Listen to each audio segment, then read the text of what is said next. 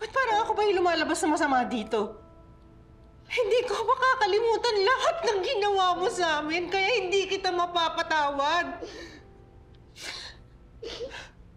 Ikaw ba? Talaga ba nagsisisi ka? O ginagawa mo lang to lahat kasi yung anak mo na yan, mahal ang anak ko. Eh kung hindi sila nagkakilala, lalabas ka ba dun sa pinagtataguan mo? Lalabas ka ba?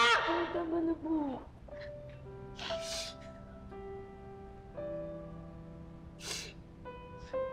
Alam ko, hindi sapat na... Hindi talaga! Hindi! Tama na po.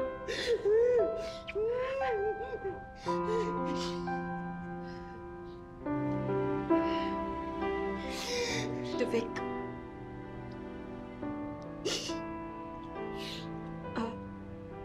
Sir. Ngayon ho, naiintindihan ko na kung ba't mo sinabi yung mga sinabi mo sa akin.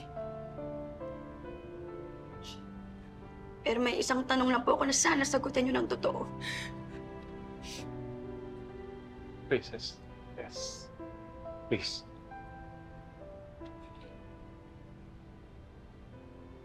Kayo po ba yung... Kayo po ba yung bumangga sa paupaw ko?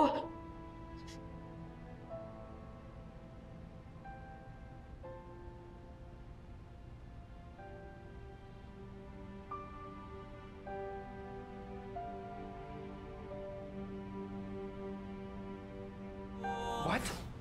Dad? Ikaw ba ang... Pinatay mo ang papa ni Princess?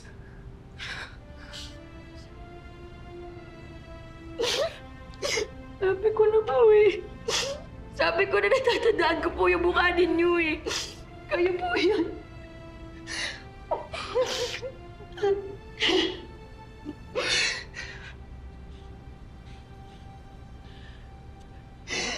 Ayun ka! Hindi lang pala estafa dapat ang kaso isang pa sa'yo! Murder! Mga patay tama!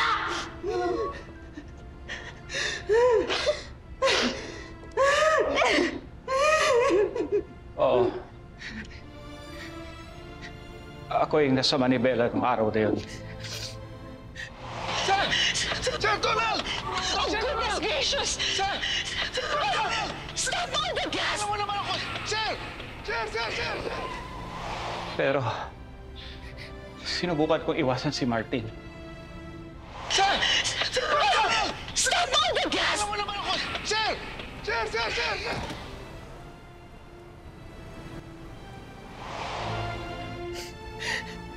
Pero ikaw pa rin yung nagdadrive! Ikaw pa rin ba?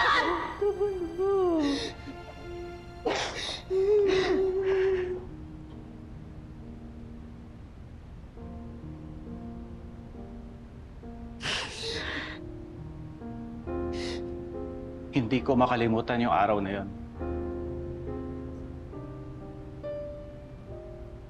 Siya lang ang isang casualty. Dahil sa scam namin. Kaya kahit nang nasa Amerika ako, dala-dala ko ang guilt. Ang guilt ng pangyayaring yun.